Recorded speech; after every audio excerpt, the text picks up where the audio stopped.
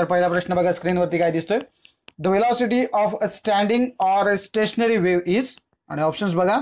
ए unpredictable, बी 0, C infinity आणि D unity.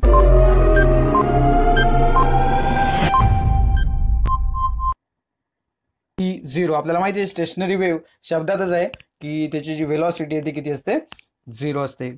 पुढचा प्रश्न बघा. The waves which can pass through any medium are, options बघा. Longitudinal, transverse, both longitudinal and transverse, and D not existed.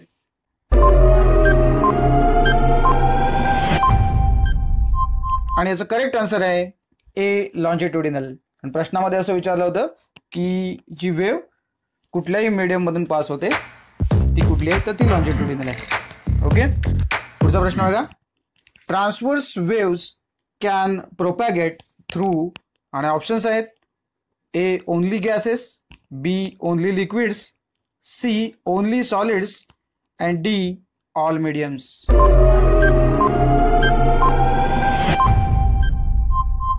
आणि याचं correct answer आहे only solids. So transverse wave ज्या आहेत त्या फक्त सॉलिड मधून प्रोपॅगेट होतात किंवा पास होतात.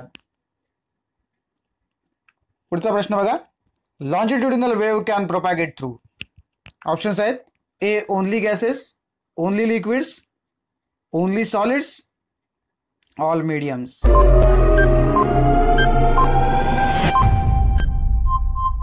करेक्ट आन्सर आहे all mediums.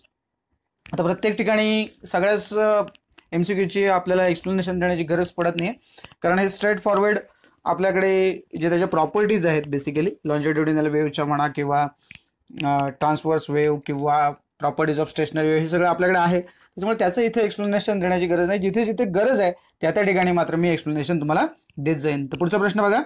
In a transverse wave the vibration of the particles are, options बघा. Perpendicular to the direction of the propagation of the wave. दूसरा ऑप्शन है at 45 degree to the direction of propagation of wave. तीसरा option है along the direction of propagation of wave. आणि चौथा option आहे in random direction.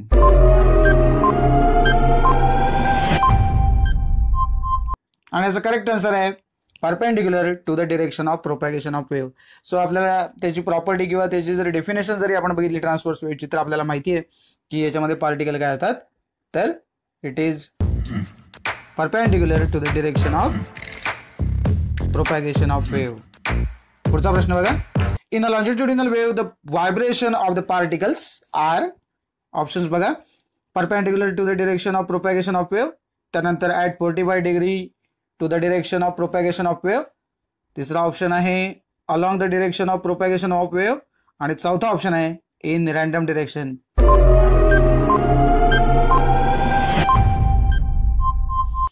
इथे उत्तर आहे along the direction of propagation of wave. म्हणजे लॉन्जिट्युडिनल वेव्ह मध्ये व्हायब्रेशन ऑफ द पार्टिकल जे असतं ते along the direction of the propagation of wave असतं. पुढच्या प्रश्नाकडे वळूया. In a transverse wave vibration of the particles produce, option बघा.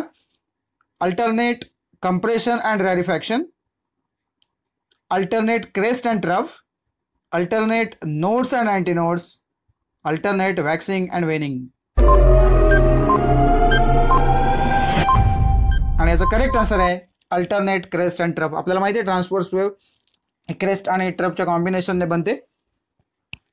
पुढचा प्रश्न बघा. In a longitudinal wave the vibration of particles produce alternate compression and rarefaction, alternate crest and trough, alternate nodes and antinodes, alternate waxing and वेनिंग.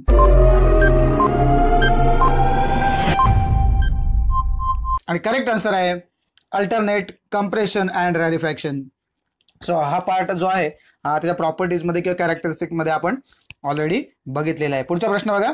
The amplitude of the resultant wave produced due to superposition of to identical waves having amplitude A and phase difference 0 is, आणि options बघा. Option A मध्ये आहे ए, त्यानंतर आहे 0, त्यानंतर आहे 2a, त्यानंतर आहे a स्क्वेअर.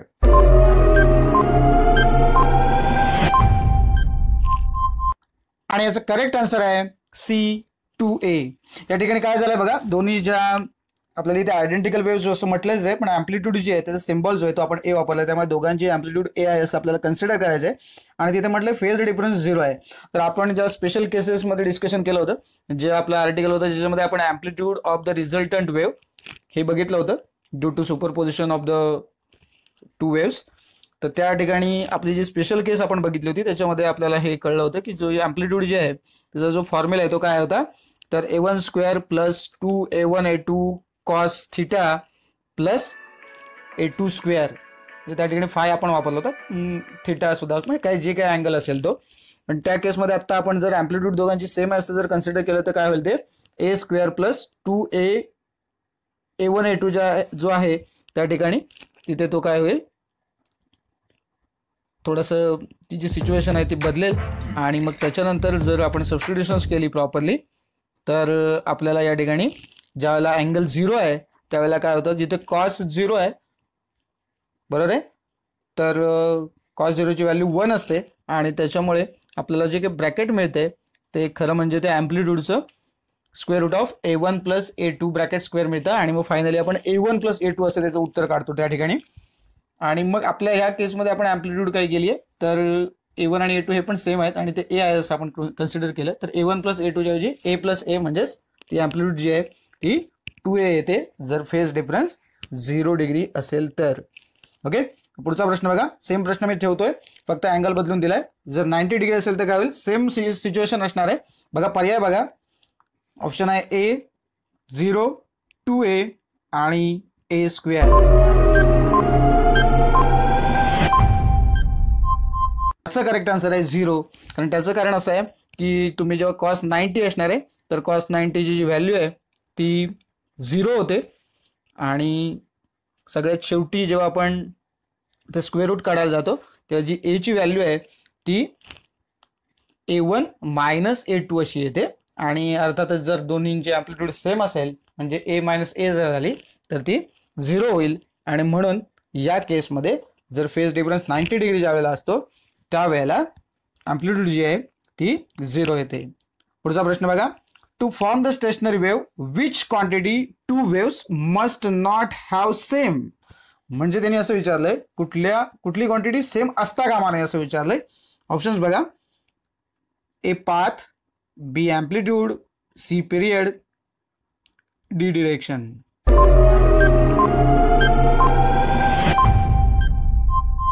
D direction. आपल्याला माहिती आहे या सगळ्या ज्या गोष्टी आहेत त्या सेम असल्या पाहिजेत, फक्त डिरेक्शन काय असली पाहिजे तर ऑपोजिट असली पाहिजे. कारण दोन ऑपोजिट डिरेक्शनमधून येणाऱ्या ज्या वेव्हज आहेत त्या काय करतात, स्टेशनरी वेव्ह फॉर्म करतात. बाकी ते पाथ जो आहे तो सेमच असला पाहिजे definitely. Path in the sense तो एका लाईनमध्ये असला पाहिजे बरोबर आहे. नाहीतर काय होईल, एक खालून वेव्ह जाते एक वरून वेव्ह जाते तर तो पाथ वेगळा झाला. आणि बाकी आपल्याला माहिती आहे पिरियड आणि अँप्लिट्यूड सेम असला पाहिजे तर स्टेशनरी वेव्ह फॉर्म होईल. फक्त डिरेक्शन जी आहे ती मात्र ऑपोजिट असली पाहिजे. पुढच्या प्रश्नाकडे वळूया. In the stationary wave distance between two successive nodes is. Property मध्ये शिकलोय lambda, lambda by 4, lambda by 2, 2 lambda.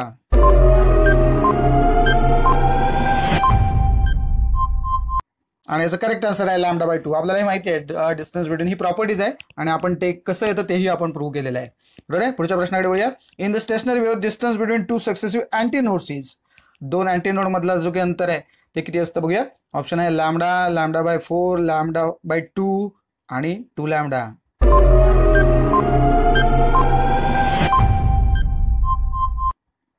आणि करेक्ट आन्सर आहे इथे सुद्धा लॅम्डा बाय 2. कारण दोन सक्सेसिव्ह नोड्स घ्या किंवा दोन सक्सेसिव्ह अँटी नोड्स घ्या, याच्यातला जे काही डिफरन्स असणार आहे, जे काही डिस्टन्स असणार आहे ते किती असतं, लॅम्डा बाय 2. पुढच्या प्रश्नाकडे वळूया. In the stationary wave distance between node and successive anti node is. Options बघा, lambda, lambda by 4, lambda by 2 आणि 2 लॅम्डा.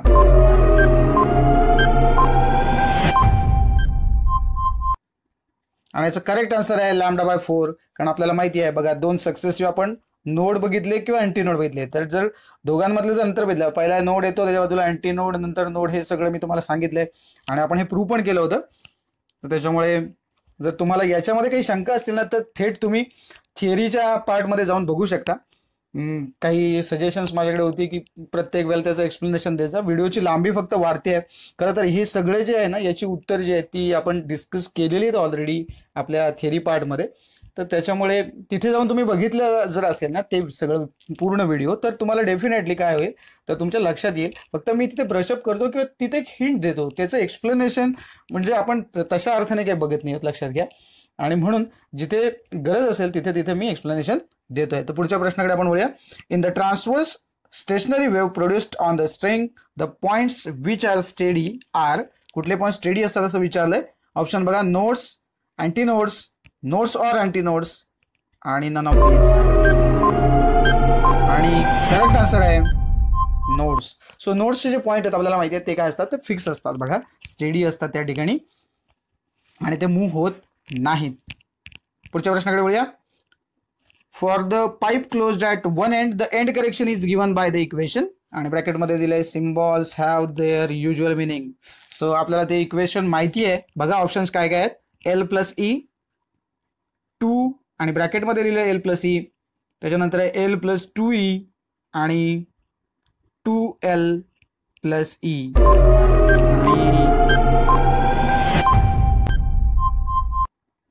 याचं करेक्ट आन्सर आहे बघा एल प्लस ई. आपल्याला माहिती आहे कारण का पाईप क्लोज्ड ॲट वन एंडसाठी फक्त एकच एंड ओपन असतो आणि तिथेच आपल्याला एंड करेक्शन करावं लागतं. त्यामुळे L plus E and correction एकदाच, म्हणून एल प्लस सिंगल ई असतो. ठीक आहे. पुढचा प्रश्न बघा. For the pipe open at both ends the end correction is given by the equation. आणि ब्रॅकेटमध्ये जे पाहिजे ते लिहिले बघा, symbols have their usual meaning. Options बघा, एल प्लस ई, 2 ब्रॅकेटमध्ये एल प्लस ई म्हणजे हे थोडक्यात 2l प्लस 2e झालं, हे एल प्लस 2e आणि 2l plus E.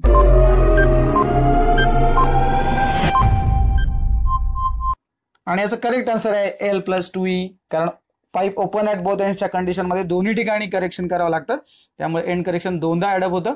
So 2e add होतं त्या लेंथमध्ये. सो एल प्लस 2e आपल्याला हे सगळं माहिती आहे. पुढच्या प्रश्नाकडे बोलतोय. The end correction at one end is given by the equation. Okay. So end correction E साठीचा फॉर्म्युला त्यांनी विचारलाय. ऑप्शन्स बघा, E is equal to 0.3r, 0.4r, त्यानंतर E is equal to 0.5r आणि ऑप्शन डी आहे E is equal to 0.6r.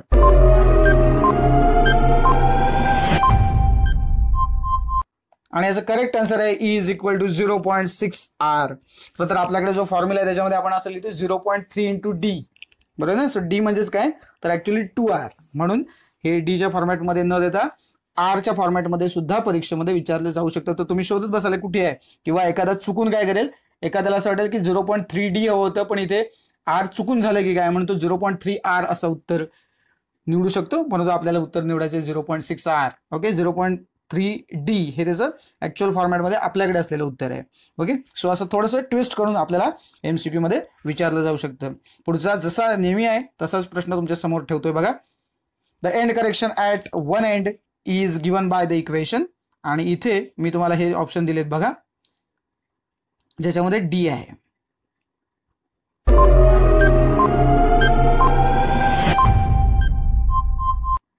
आणि याचा correct answer आहे बघा ऑप्शन ए 0.3d.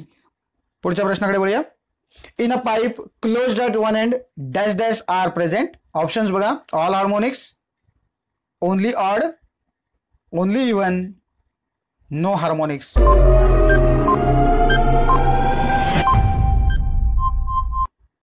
आणि याचं करेक्ट आन्सर आहे बघा ओनली ऑड. आपल्याला माहिती आहे, आपण जेव्हा सगळं हे सोडवलंय, डेरिव्हेशन्स बघितलेत, त्याच्यानंतर या 3 केसेस डिस्कस केल्यानंतर आपण म्हटलंय only odd harmonics are present. पुढच्या प्रश्नाकडे वळूया. In case of pipe open at both ends dash dash are present, all harmonics, only odd, only even, no harmonics.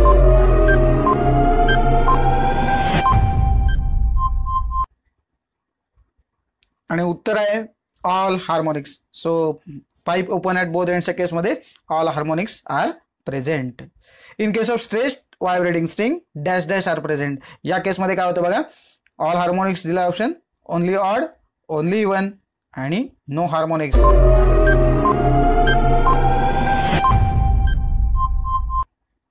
इथे करेक्ट आन्सर आहे ऑल हार्मोनिक्स. पुढच्या प्रश्नाकडे वळूया.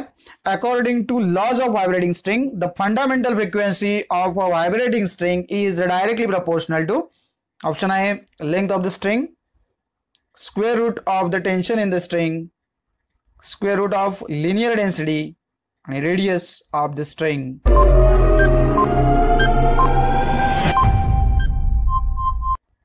आणि याचा करेक्ट आन्सर आहे square root of tension in the string. कारण आपण जर ते लॉज बघितले आपल्याकडे जे असलेले 4 लॉ, तर आपल्याला माहिती आहे की उरलेले जे 3 ऑप्शन्स तुमच्या समोर आहेत ना, ते इन्व्हर्सली प्रपोर्शनल आहे. म्हणजे व्हायब्रेटिंग जी फ्रिक्वेन्सीच्या इन्व्हर्सली प्रपोर्शनल टू लेंथ असणार आहे, किंवा square root of linear density पण इन्व्हर्सली प्रपोर्शनल आहे, किंवा रेडियस जी आहे ती सुद्धा इन्व्हर्सली प्रपोर्शनल आहे. फक्त जे टेन्शन आहे it is directly proportional. Okay, so N is directly proportional to square root of T, असा तो आपल्याकडे फॉर्म्युला आहे किंवा असा तो आपल्याकडे लॉ आहे. ओके, पुढच्या प्रश्नाकडे बोलूया. In case of pipe closed at one end fifth harmonic is. Option बघा, फर्स्ट ओव्हरटोन, त्यानंतर सेकंड ओव्हरटोन, फोर्थ ओव्हरटोन आणि फिफ्थ ओव्हरटोन.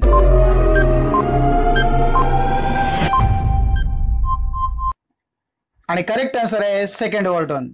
याचं कारण काय बघा, जेव्हा पाईप क्लोज ॲट वन एंडच्या याच्यामध्ये आपल्याला माहिती आहे की आपण only odd harmonics are present असं आपण म्हटलंय, त्यामुळे 1, 3, 5 जातात. पहिली जी आहे तिला आपण जो 1 नंबरचे जे हार्मोनिक असणार आहे, जो फंडामेंटल असणार आहे, त्यामुळे त्याच्यानंतर थर्ड हार्मोनिक येतो, त्या थर्ड हार्मोनिकला आपण फर्स्ट ओव्हरटोन म्हणतो, आणि मग फिफ्थ आहे त्याला आपण सेकंड ओव्हरटोन म्हणतो. सो या पद्धतीने अशा पद्धतीने वेगवेगळे तुम्हाला प्रश्न विचारले जाऊ शकतात. ओके, थर्ड हार्मोनिक म्हणजे काय आलं असतं, फर्स्ट हार्मोनिक आला असतं. या पद्धतीने असं काही असे व्हरायटी ऑफ क्वेश्चन्स तिथे सेट होऊ शकतात. जसं की आपल्याकडे फॉर्मॅट आहे बघा, पी साठी आपण जेव्हा फॉर पीथ ओव्हरटोन, बरोबर ना, त्या एनच्या व्हॅल्यूज वगैरे हे जनरल इक्वेशन्स वगैरे आपण तिथे ऑप्टेन केले. सो त्याच्यावरती एकदम वेगवेगळ्या प्रकारचे प्रश्न तुम्हाला विचारले जाऊ शकतात. पुढे बघा, in case of pipe open at both ends fifth harmonic is. आता केस आपण बदलली, pipe open at both ends आहे.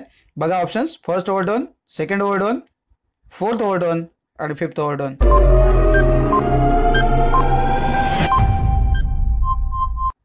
आणि करेक्ट आन्सर आहे फोर्थ ओव्हरटोन. कारण इथे आपल्याला माहिती आहे ऑल हार्मोनिक्स आर प्रेझेंट आहेत, त्यामुळे फर्स्ट हार्मोनिक आहे तो नॉर्मली आपल्याकडे मिळतो. जो सेकंड हार्मोनिक येणार आहे तो आपला फर्स्ट ओव्हरटोन असतो, आणि तिथून आपण स्टार्ट करतो, त्यामुळे फिफ्थ हार्मोनिकच्या वेळेला ओव्हरटोन नंबर असतो 4. पुढचा प्रश्न बघा, fundamental frequency of air column in an open pipe is dash dash that of in case of pipe closed at one end. So दोन जी काही फंडामेंटल फ्रिक्वेन्सी दोन्ही केसेस मधली आहे, म्हणजे ओपन ॲट बोथ एंड आणि क्लोज्ड ॲट वन एंड, या दोघांमध्ये काय रिलेशन आहे ते विचारले. बघा, सेम म्हटलंय, त्यानंतर म्हटलंय ट्वाइस, 4 टाइम्स आणि half. So fundamental frequency check करून घ्या.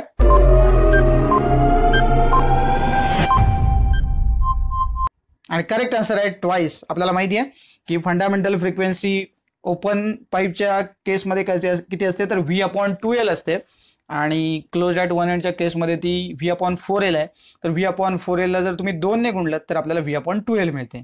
त्यामुळे अर्थातच आपल्याला पुस्तकात पण मिळेल, तिथे डबल असा उल्लेख पण केलेला आहे, आपण इथे ट्वाइस लिहिले, तर twice is the correct answer. पुढचा प्रश्न बघा, the fundamental frequency of vibration of air column in open pipe is. Options बघा, V/2L, V/L, V/3L आणि V/4L. आत्ताच मी तुम्हाला सांगितलं ऍक्च्युली ओपन पाईपची फंडामेंटल फ्रिक्वेन्सी किती आहे.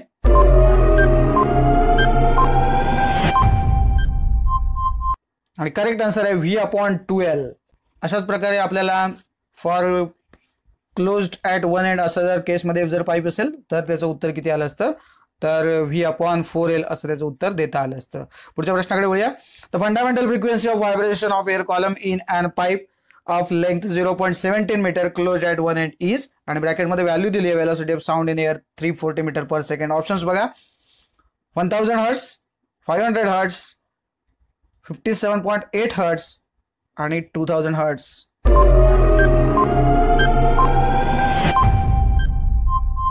आणि करेक्ट आन्सर आहे 500 हर्ट्स. आता तुम्ही म्हणाले याचं उत्तर कसं काढायचं, तर आपल्याला डेफिनेटली माहिती आहे फंडामेंटल फ्रिक्वेन्सीचा फॉर्म्युला आपल्याकडे आहे, बरोबर आहे. आणि दुसरं महत्त्वाचं म्हणजे न्यूमेरिकलमध्ये आपण हे सोडवलंय, तर ज्यांना बघायचंय त्यांनी न्यूमेरिकलमध्ये थेट जाऊन चेक करून घ्या. When the wave reaches to the fixed end of the string, it gets reflected with the change of phase by. Option बघा, 0 radian, π/2 radian, pi radian, pi by 4 radian. आणि याचं करेक्ट आन्सर आहे pi radian. So पुस्तकामध्ये पण हे तुम्ही check करू शकता. पुढचा प्रश्न बघा. A string is vibrating in its fifth overtone between the two rigid supports of 1.8 meter apart. The distance between successive notes is 30 centimeter, 18 centimeter, 36 centimeter, 60 centimeter.